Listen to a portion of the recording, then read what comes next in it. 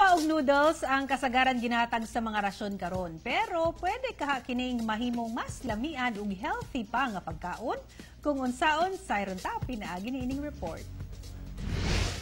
Ang teacher nga si Sir Dennis Sabado, dili kuno siya kontento sa sustansyang makuha sa mga rasyong sardinas. Busa sa matagluto niya ni ini, nagalibot siya sa ilang garden aron manguha og gulay nga isagol niini.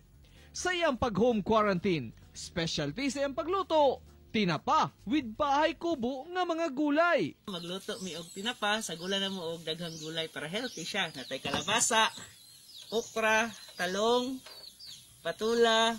Samtang si Alan Ramirez, Korean style usab ang pagluto sa mga nadawat nga rasyon. Gisote niya ang ginapahumok nga mga gulay, dayon sagulan og mga dilata. Magluto ta og gulay, kalabasa, sitaw o batong, isa ka talong.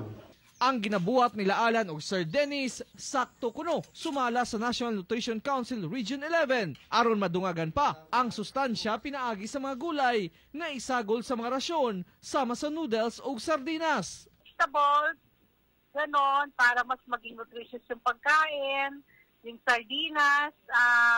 Ang sardinas actually, may zinc yan eh.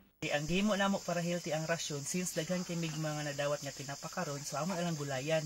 Sa gula na mong nagkadaay ang mga gulay kay para mas mo taas, mas mubus ang iyong immune system. So, samtang naka-quarantine, giinganyo sa Nutrition Council Region 11 ang matagang balay nga mananom gayud og gulay. Maganda magtanim kayo ng gulay. Para hindi na kayo basta may home food security kayo kahit paano, no? May gulay kayo makuha sa backyard. Tinuod gayod nga luyo sa ginasagubang nga problema karon, mupatigbabaw ang pagka-creative sa mga Pinoy, labi na sa isgutanang pagkaon. Ako, si Real Soroche para sa One Mindanao.